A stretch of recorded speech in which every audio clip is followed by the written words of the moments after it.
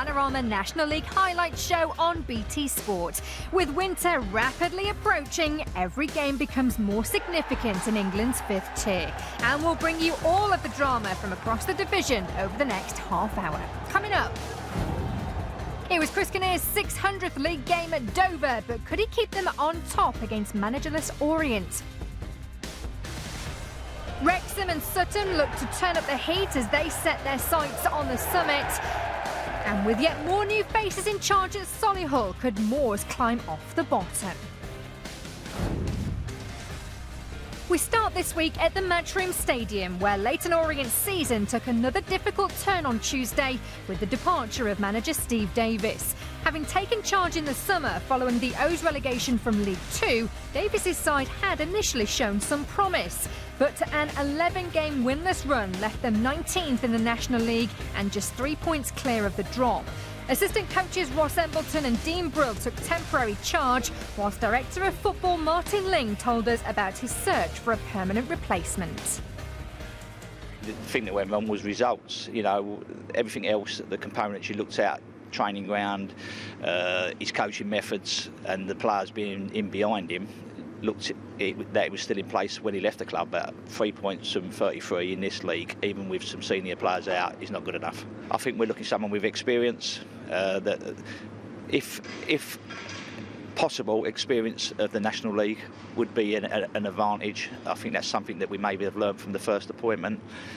And someone that's going to come in with the same thought philosophy as myself, the chairman, the owner, and the club as we run complete. So it needs to be 3 or 4 components need to be in place, and if we could find someone who's got all three or all 4 of the components, then we'd be very happy.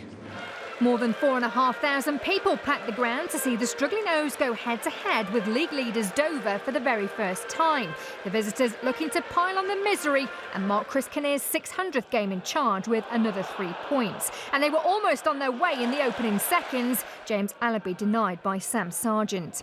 Dover did break the deadlock on 23 minutes. Allaby again involved, but naughty in the good books with his 3rd goal in 5 games. The home side had collected 19 points in 19 games and they were pressing hard for one here. Their persistence paid off 12 minutes from time when Craig Clay's shot eventually found its way into the net, to the delight of Orient fans who found little to cheer about of late. The draw sees Dover stay top, a milestone to remember for the manager. Probably been the most successful side in the last 5 years. You know, we've finished 8th, 5th, 6th. Been in the playoffs, and we're top at the moment. So, yep, we've been the most consistent side. So we've just got to keep it going, and that's what we've always done. You only stay in a job if you're achieving results, and that's what, fortunately, that I did at Margate, and that's what we're doing at the moment. It was a huge moment for me to be interim manager for the club today, and I'll look forward to Tuesday again in exactly the same manner. But I genuinely have that, that feel that I want to do the best for the club. And if someone tells me in the next couple of days that there's a new manager in, I'll be more than happy to do and give him everything that I can to make sure that the club goes in the right direction. If they turn around and ask me to do it for another game or 2 or however long they need me to do it, then I'll give it everything I can to make sure it's right. Unbeaten in their last 9, Boreham Wood were visitors to Macclesfield, who are aiming to go back to the top of England's 5th tier.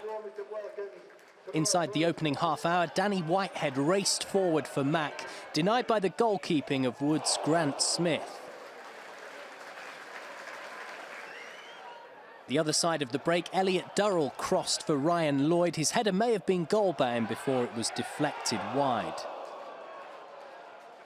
And then before full-time at Moss Rose, work on the left going forward for John Askey's team led to sub Mitch Hancock's making contact with the bar as Macclesfield draw for the first time in 17 league matches. Last week, the BT Sport cameras headed to Ebbsfleet for their home game against Leyton Orient. But little did we know one eagle-eyed viewer was about to start a social media storm. Joe, otherwise known as Red and White 11, spotted that the club had missed a trick by not giving their defender Yado Mambo their number 5 shirt. As captain Dave Winfield is already registered with that number, the Fleet are unable to change things in the middle of the season, but nonetheless they have responded to public demand, auctioning a one-off Mambo number 5 shirt for charity, with all the proceeds going to Prostate Cancer UK.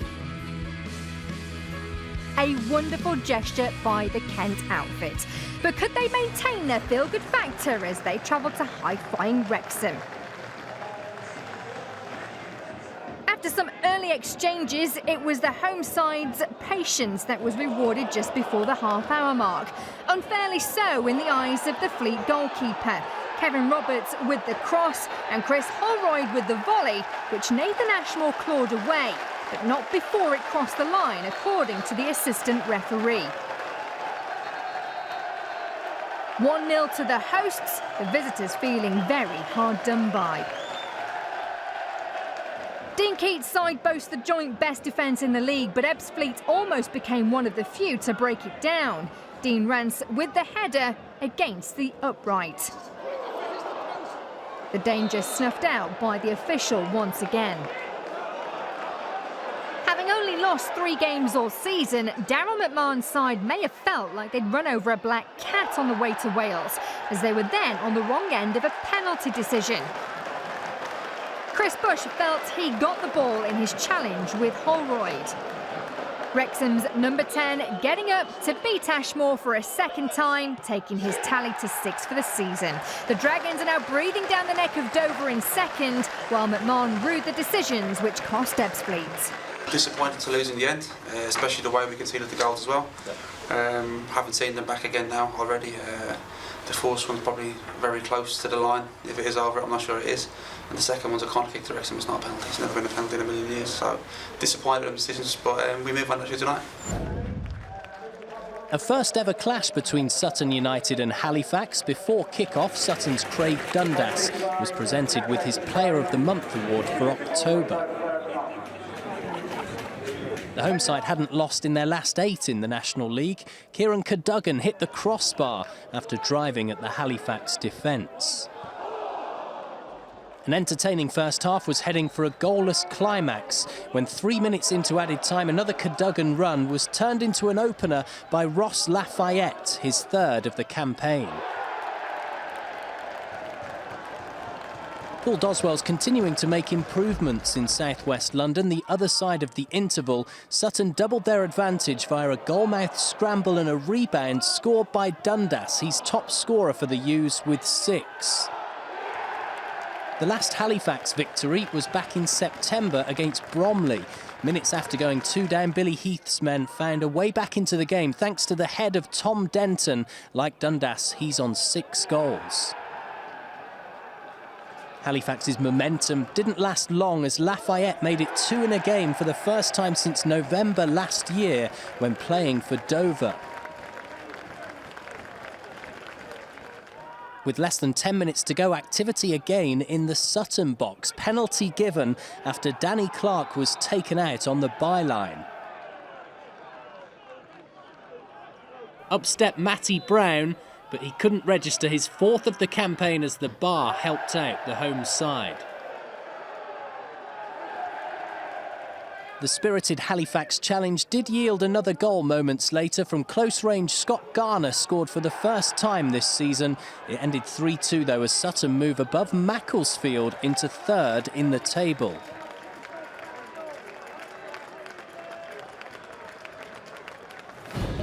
Following the departure of Richard Money after just 26 days in charge, strugglers Solihull have appointed their 3rd manager of the season in the form of ex-Crawley boss Mark Yates. The 47-year-old took Kidderminster Harriers to the FA Trophy final in 2007 before twice reaching the League 2 playoffs with Cheltenham Town, and he'll be assisted in his new role by former England goalkeeper Tim Flowers. The 50-year-old was part of the Blackburn side which won the Premier League title in 1995 and has since picked up coaching experience experience at the likes of Hull, Northampton and Nottingham Forest. With Moore sitting bottom of the league with just one win in the last 11 games, the duo face a daunting task to stave off relegation, and it started with a tough trip to inform Maidstone. Jay Saunders' side came into this one off the back of 3 successive wins, and it couldn't have started any better for the hosts, who scored the division's first goal of the afternoon. The whistle had gone, but Solihull hadn't switched on, and some sloppy defending allowed Joe Piggott to beat keeper Nick Townsend to the ball to put the hosts 1-0 up after just 42 seconds, the striker with his 8th of the campaign. It should have been 2 on 20 minutes. Johan ter Horst through on goal this time, the former Hull City striker again able to round the Moors keeper, who could only hit the crossbar. Into the second half, and a chance for Kwame Thomas to adhere himself to his new club. Kwasi Asante's shot was parried by Lee Worgan, but into the path of the on-loan Coventry striker, whose debut goal lifts Solihull off the foot of the table. Assistant Tim Flowers says stability will be key to their climb now. Sometimes, too many voices confuse anybody, let alone football players. There's a lot of messages been going in and out of their ears all season. So continuity is a key element for the club. The club have gone out and got Mark and myself in, which is fantastic, and we're going to work as hard as we possibly can to try and keep the team and the club up this season. We'll bring a few in hopefully and freshen it up and see where we go with that. With Hartlepool not even in a playoff position at the moment, the club have halved ticket prices to try and attract more supporters to Victoria Park. The last time Aldershot visited in the league was 1990.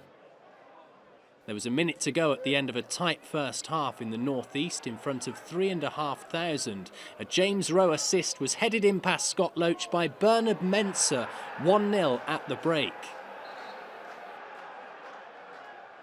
With the second half almost up, Aldershot showed why they're the league's top scorers, responding to home pressure by finding the net for the 33rd time this season. Jim Kellerman making the most of bags of space. Aldershot have lost only one of their last 7 in the National League. Coming up after the break, 3 National League sides faced cup replays midweek, but would there be any hangovers as they return to league action? And Dagenham finally rediscovered their scoring touch to produce a stunning comeback.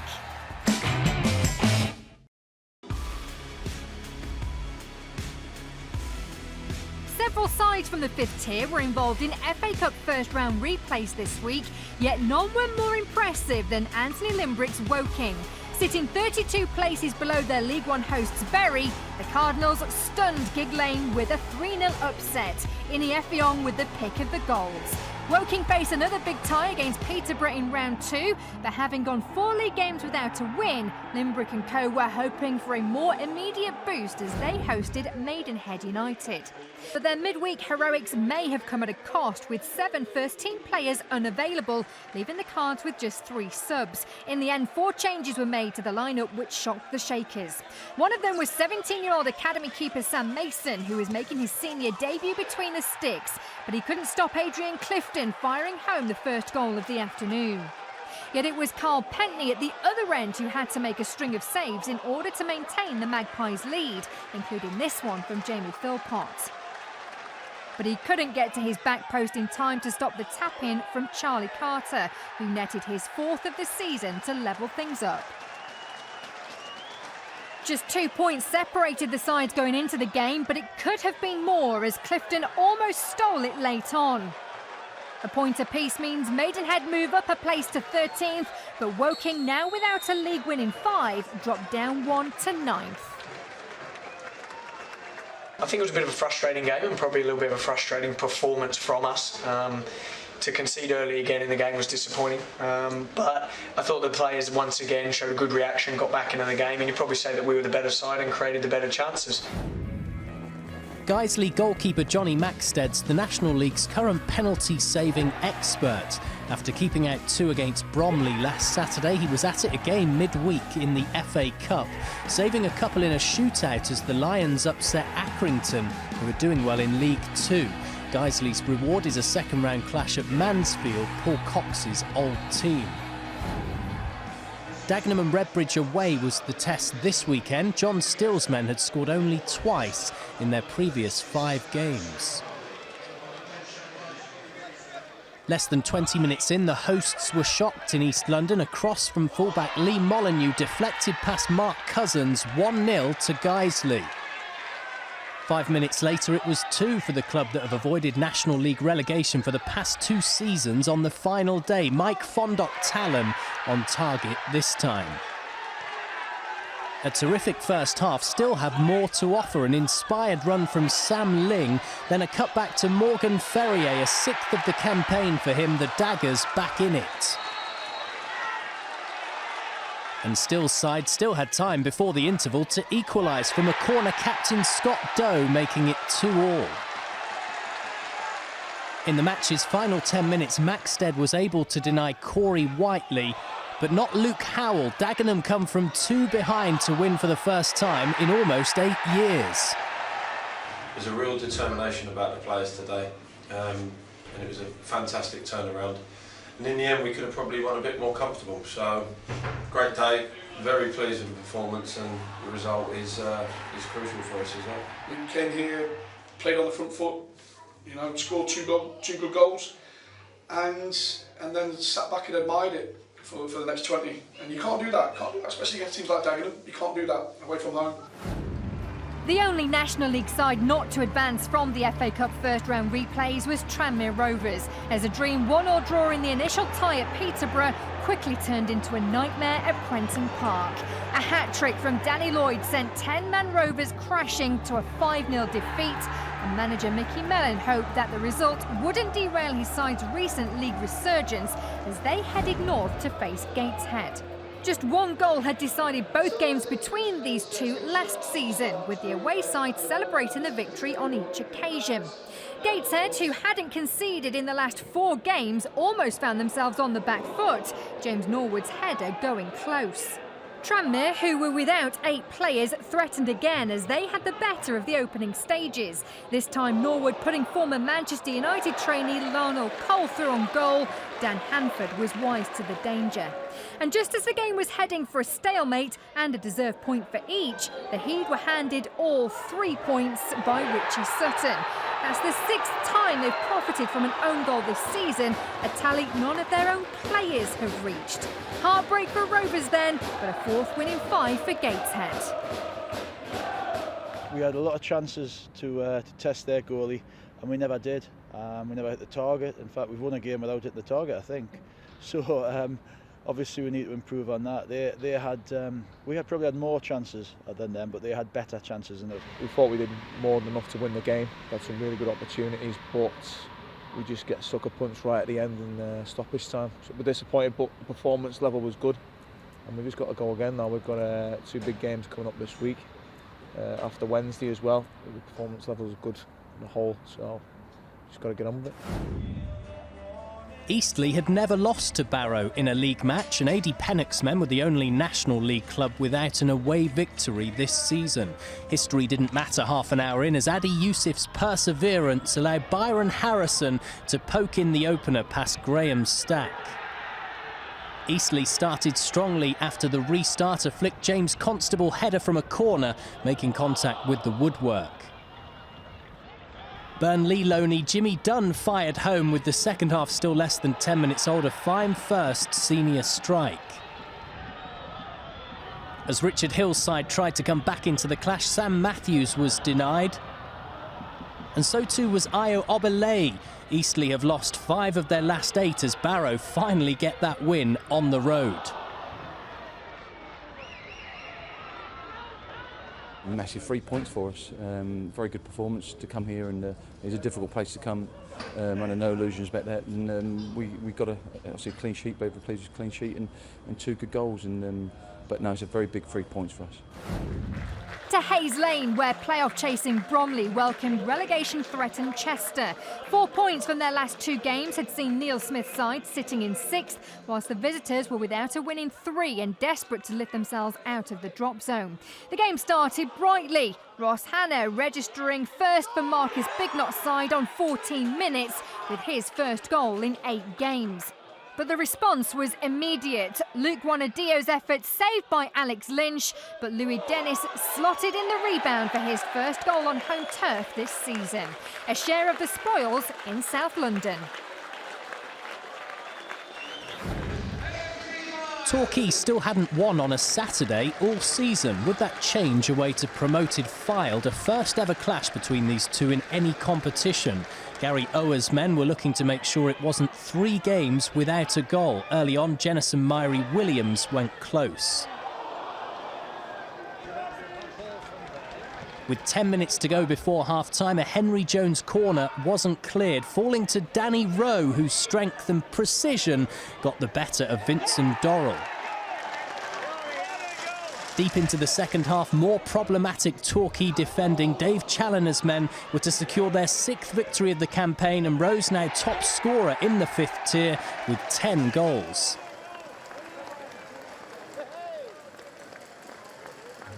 Better or a more complete performance would be pleasing, but ultimately that's the best way round. If there's going to be any way is to not play well and win, then play really well and lose. So we'll take it. Table looks a whole lot healthier for those 3 points, and hopefully, like I say, we can back it up on Tuesday.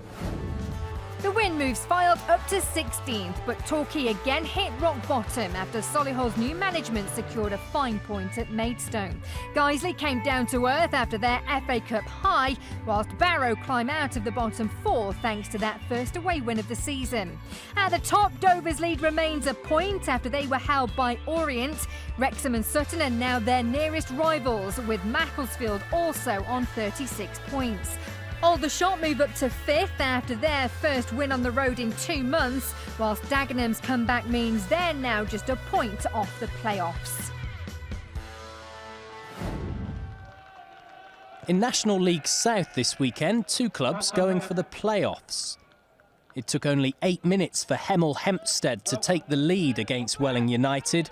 A goal on his debut for former QPR and Ebbsfleet forward Antonio German.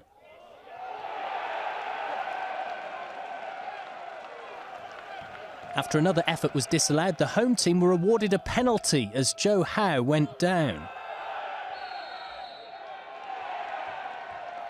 It wasn't German to take the spot kick. Hemel captain Jordan Parks stepped forward, making it 2-0.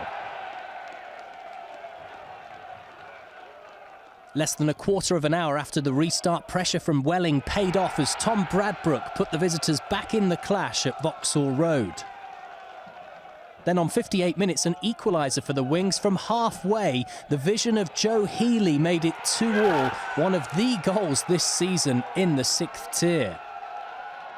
And Welling came close to nicking the win at the end, but 2-2's how it finished.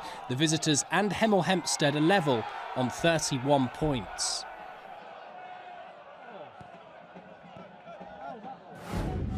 The draw sees Welling and Hemel fall to 7th and 8th respectively, yet both are just 3 points off first in the highly congested National League South. Dartford now top the table on goal difference after their 4-1 win over Gloucester, while Braintree slipped to 2nd following a surprise 1-0 defeat to Weston-super-Mare. Meanwhile in the north, Salford extended their lead to 7 points as Jack Redshaw scored all 4 goals against bottom side North Ferriby. Harrogate move up to 2nd with a 3-1 win over Boston, whilst Bradford PA climb into the playoff places thanks to a fine victory over Brackley. BT Sports live coverage of the Vanarama National League continues on Saturday as relegation battlers Chester take on promotion hopefuls Dagenham and Redbridge. We're live from the Swansway Chester Stadium at midday on BT Sport 1 and our 4K UHD channel.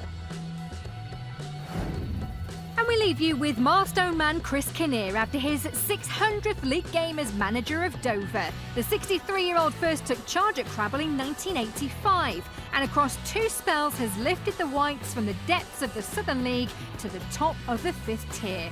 This weekend Kinnear has been linked with a vacancy at Leyton Orient, but for now he remains focused on Dover, looking to take them into the Football League for the very first time. We'll see you next week.